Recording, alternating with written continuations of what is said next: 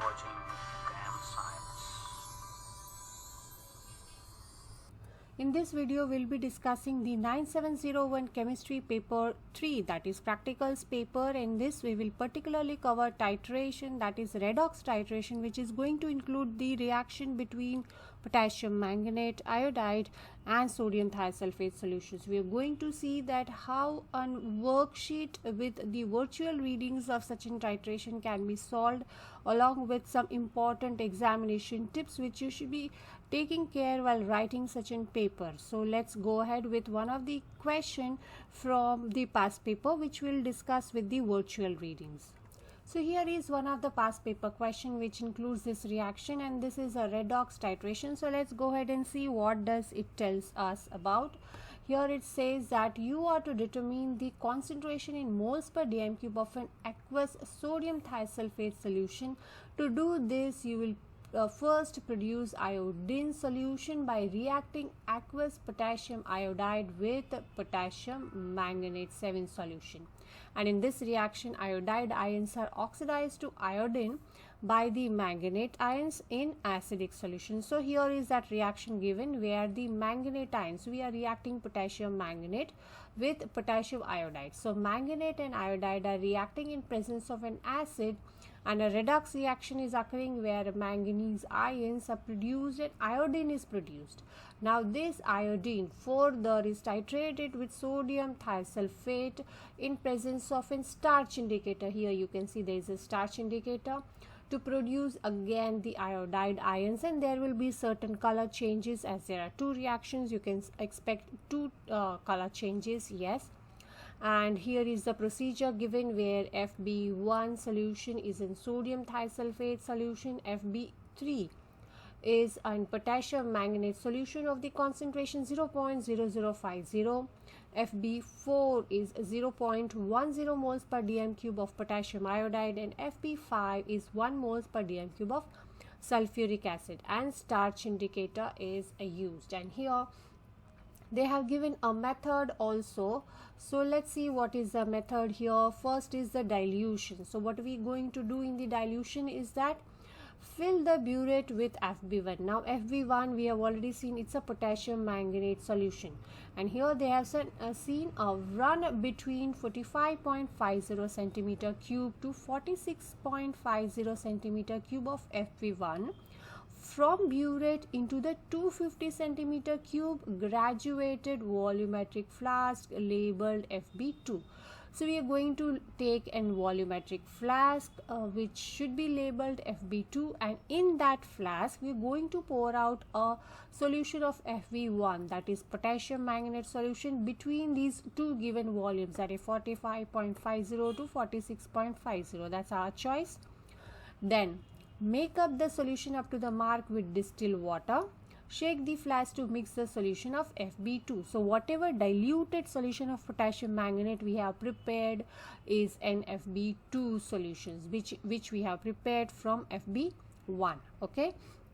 So in the space below, record your burette readings, and already drawn a table. The table was not given, and instead I have drawn the table. So whenever we are noting down any burette pipette readings, we need to draw a table. Understand, we always have to draw a table with correct headings. So headings has to be given, and along with the unit has to be included in the headings itself. And understand, even if there is a single burette reading, we have to note it down in the table.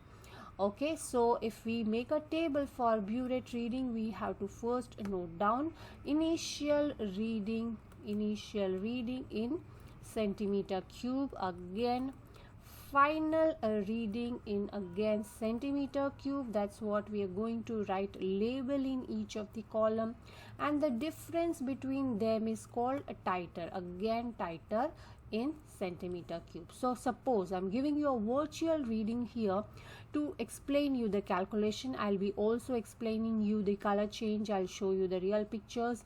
Okay, so here if my say initial reading is 0.00 and my final reading is say suppose 46.00, 0.00. So my titer difference is again 46.00 centimeter cube. Understand, this is just a virtual reading. You may take a different reading, or your reading after accurate titration also might be different from whatever I'm showing you here. So this is just to explain the procedure and the calculation whatever you do in your titration. Okay, so let's go ahead and see what is there in the titration procedure.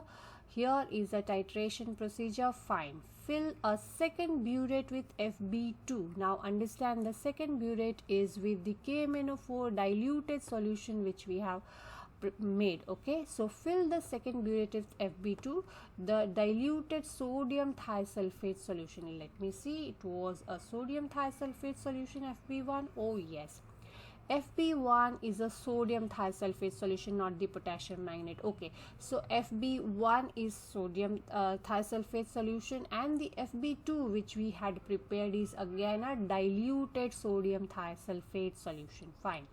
Now pipette 25 centimeter cube of Fb3 in a conical flask. Okay, so if Fb3 we are taking, fine, Fb3 is a potassium manganate solution, and what are we doing? We are going to pipette out the Fb3, that is potassium manganate, 25 centimeter cube in a conical flask.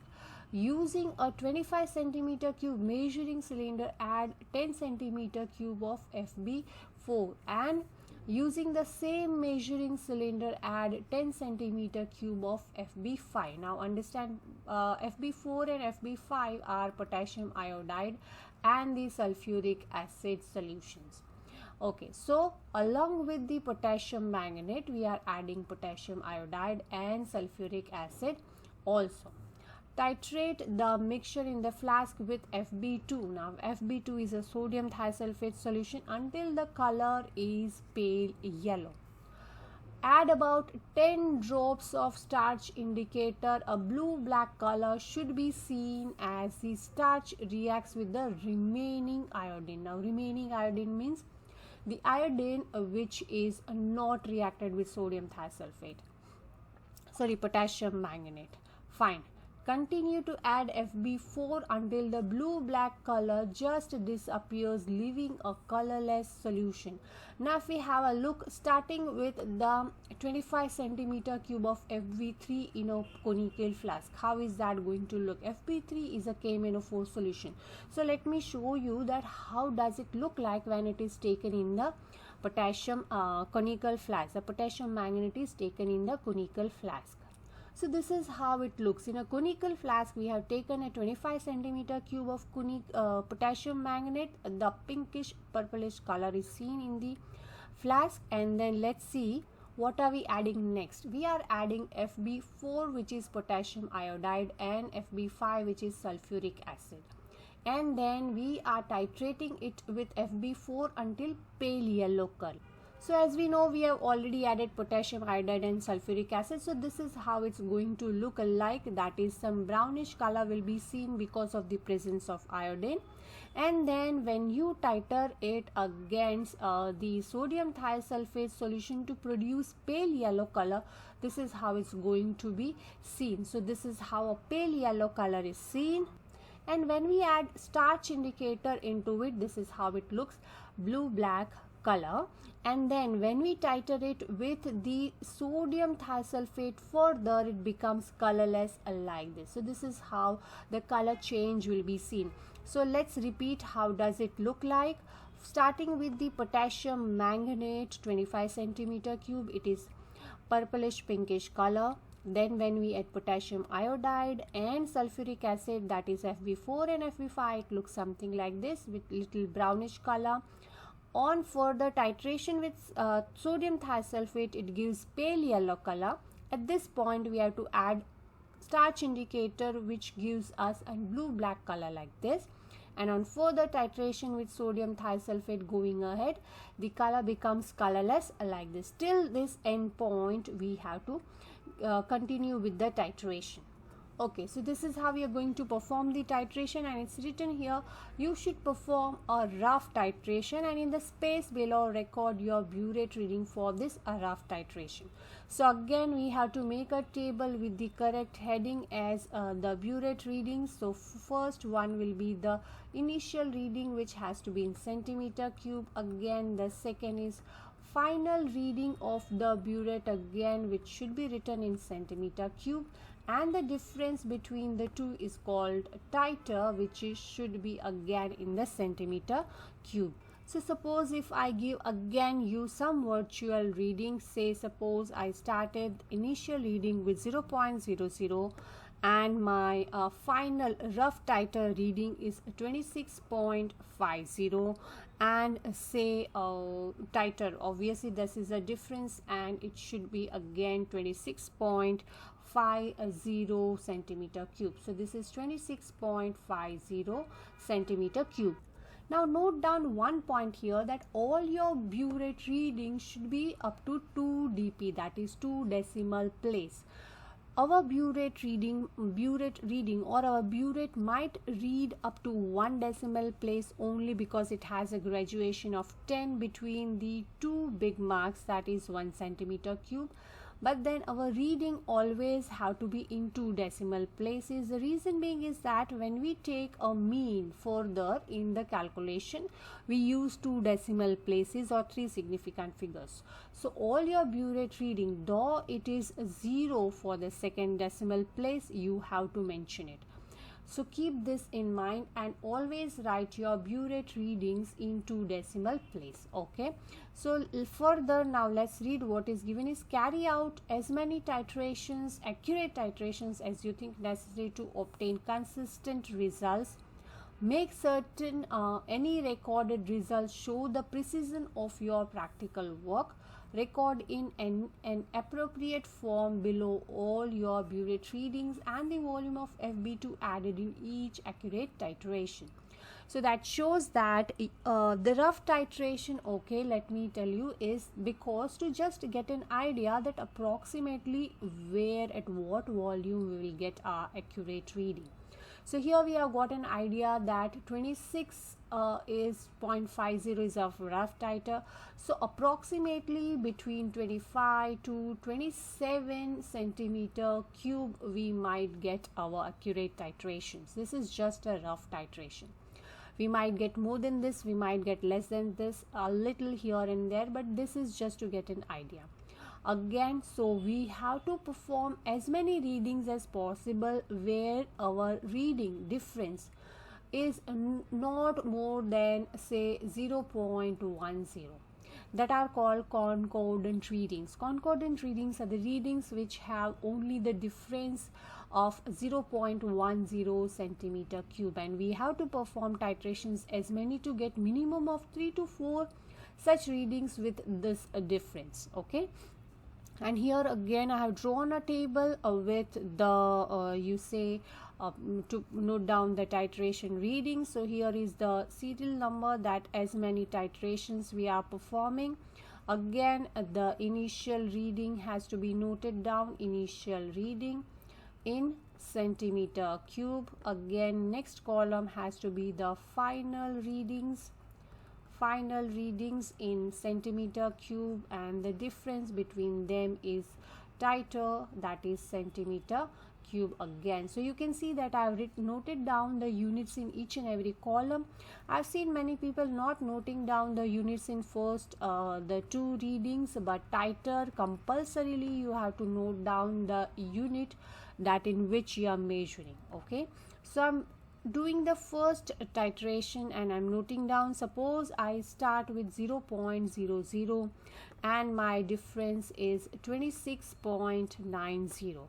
So my difference, final reading is 26.90. So the difference is also 26.90 centimeter cube.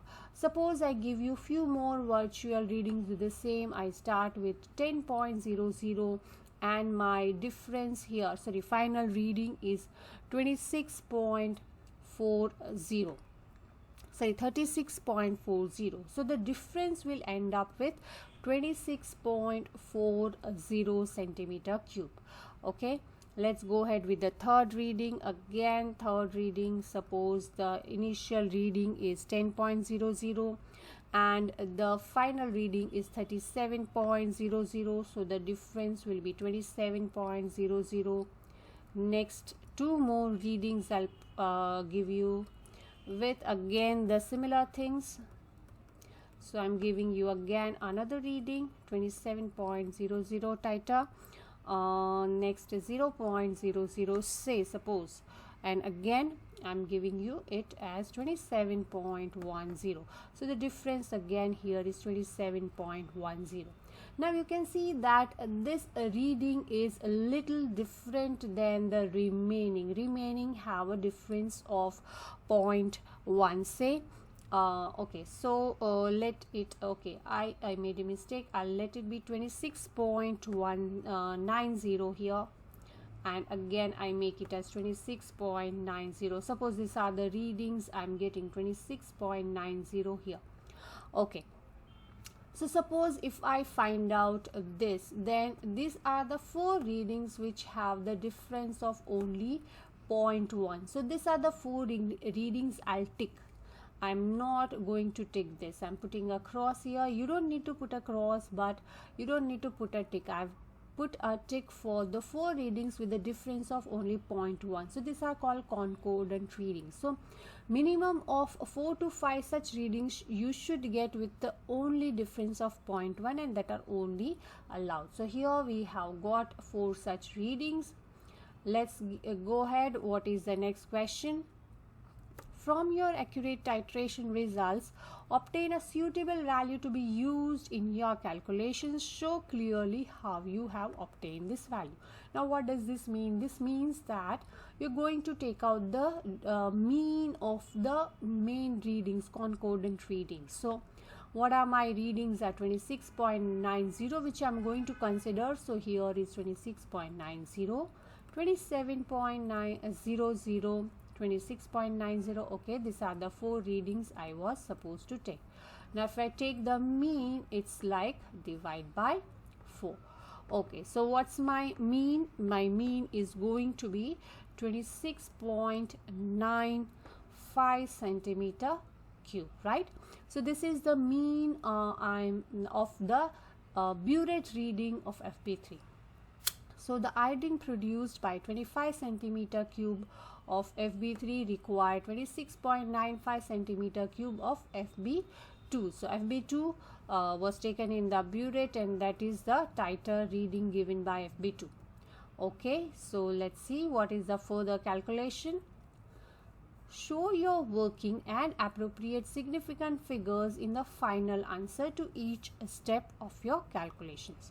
Now, what do you mean by appropriate significant figures? Now, I would suggest that minimum of 3 to 4 SF, that is minimum of 3 to 4 significant figures you should be giving in your final answers of each step, whatever you think is appropriate. If you think that answer cannot be expressed properly with just the 3 significant figures, you can extend it to 4. So let's go ahead and see how are we going to perform the calculation.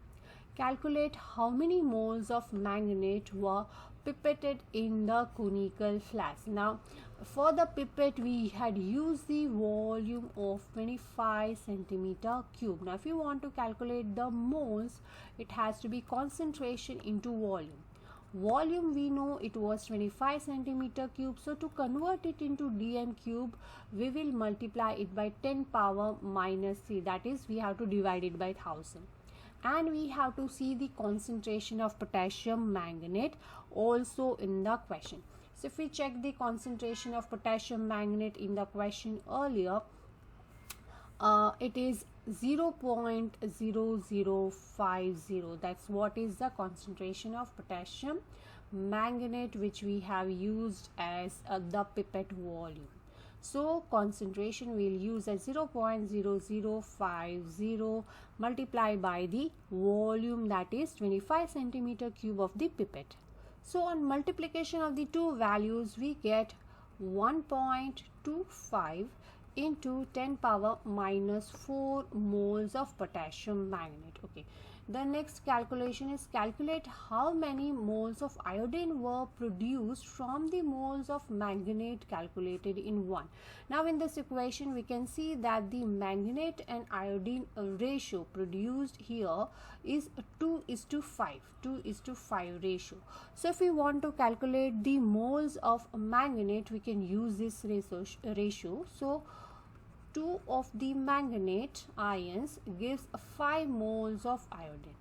Now if the moles of manganate which we have calculated here is 1.25 into 10 power minus 4, then we can calculate the moles of iodine by multiplying that with 5 and divided by 2. So we can show the similar calculation here, that moles of iodine, I'm writing it moles of iodine as 1.25 into 10 power minus 4 multiply by 5 and divide by 2. That's how we are going to use the ratio and calculate the moles of iodine.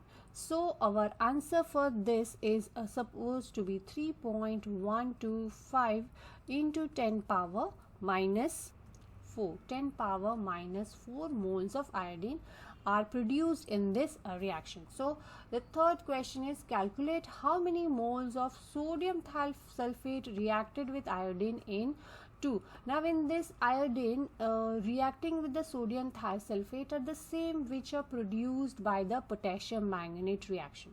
So the same moles of iodine we are going to use for this reaction. So again if we check, then there is the ratio of 2:1 ratio of the iodine and sodium thiosulfate solution. So if we want to calculate the moles of sodium thiosulfate solution, then we same use the again ratio. So the moles of iodine now has to be directly multiplied by 2 because it is a ratio of 2:1. So again if we use the value as 3.125 into 10 power minus 4 multiply by 2, then we get the answer as 6.25 into 10 power minus 4 moles of sodium thiosulfate ions or sodium thiosulfate solution. These are the moles present in the sodium thiosulfate in the solution.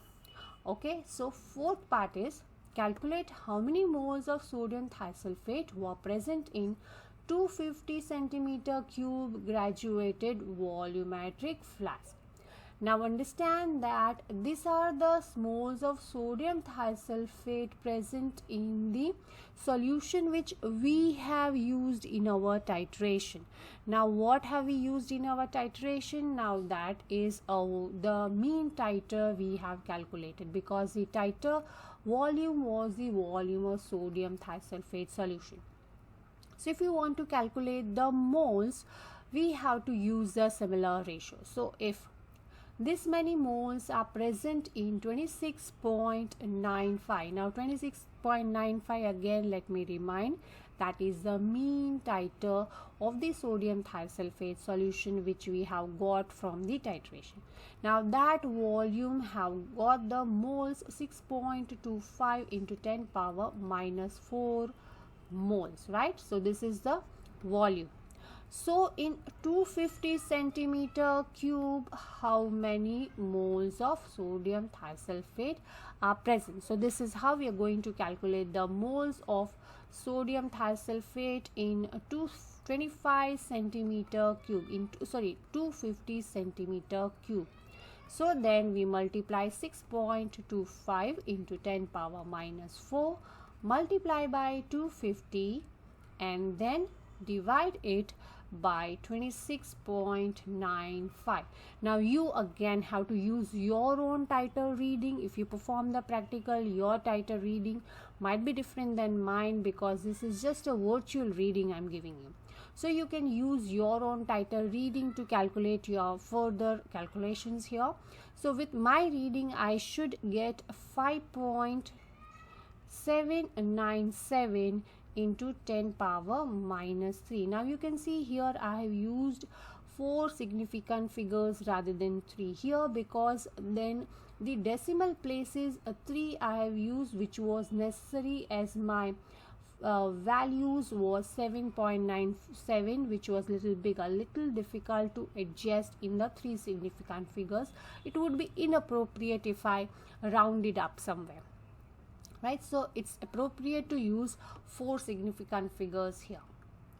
Okay, if we further go ahead and calculate, it shows use your answer to 4 and the volume of FB1 that was diluted to calculate the concentration in moles per dm cube of the original solution of sodium thiosulfate FB1. Now these are the moles which were present in 250 centimeter cube. But then that was not the original solution, that was the diluted solution. If you remember, you can again go ahead and read the procedure. That was the diluted solution. 250 centimeter cube was a diluted solution which we had prepared in the volumetric flask. So what was the original? Again, we had noted down that in our table, and we can show that. Okay, let's go ahead and see. Okay, so what was the volume? Original volume was 46.00 centimeter cube, which we had diluted to 250. Okay, so if the volume present there was in 250 centimeter cube, so then if we want to calculate the concentration, we have to divide moles by volume to get the concentration. So what are the moles present in the same solution was 5.797 into 10 power minus 3, but then the volume was actually 46.00, but that was in centimeter cube. Now if you want to find out concentration in moles per dm cube, we need to change it into dm cube, so I'm dividing it by 1000. Okay, so same moles were diluted, so original volume was 46.00, so this is how we calculate the concentration, and the concentration which I found was 0.126. That is the 3 significant figure answer I'm writing here. So my concentration found this way is 0.126 moles per dm cube. So this is how I calculate. Now understand, this carries 6 marks. So each and every step here carries marks, and again in proper 3 significant or 4 significant figures if you have written, then only you get full marks, otherwise here 1 mark will be gone. Okay, so keep in mind that whenever you are writing, you need to write in proper 3 significant figures or 2 4 significant figures. Let's read the question D. Here it's written, maximum error of a 25 centimeter cube pipette commonly used in schools have 0.06 centimeter cube of error. That is the maximum error found in the pipette reading of 25 centimeter cube. Okay, the maximum individual error in a single burette reading is 0.05 centimeter cube. Yes, our minimum reading is 0.1. So maximum individual error has to be division of this by 2. So obviously it is 0.05 centimeter cube.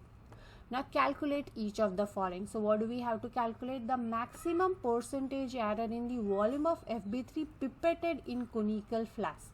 Now if we have used the pipette, the maximum error is 0.06. Now if you want to calculate the percentage error, then we need to divide this reading with the pipette volume. That is, the pipette volume is 25, and then multiply it by 100 to calculate the percentage error. So what are we doing? We need to use the maximum error of a reading, divide by the reading or the volume which we have used with the help of that apparatus, multiply by 100. That is how we are going to calculate the percentage error. Here we are calculating the maximum percentage error.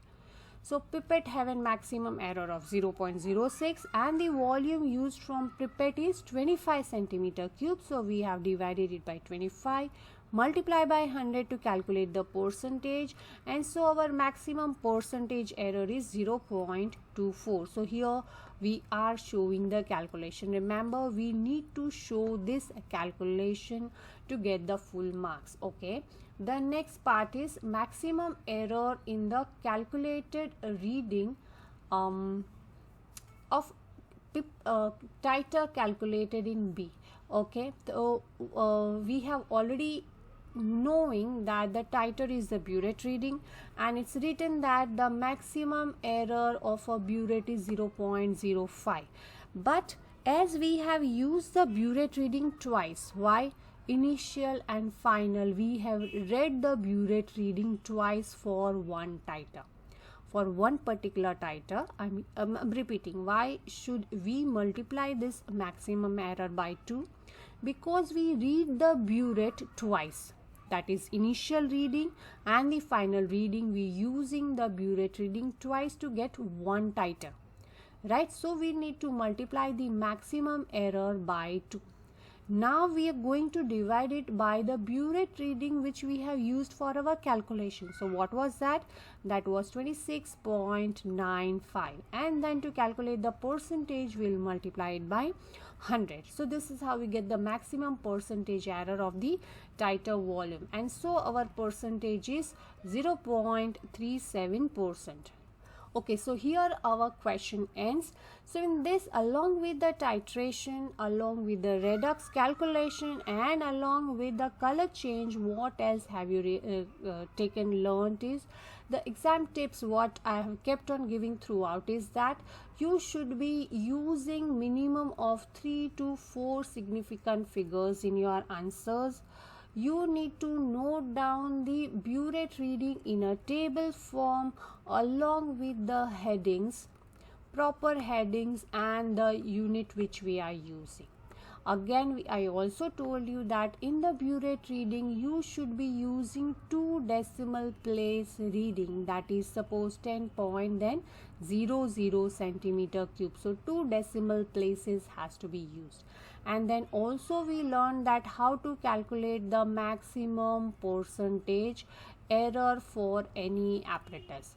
So whatever maximum error an apparatus is given, if we are using that apparatus twice for one particular reading, we have to multiply it by 2, just as we have done for the burette.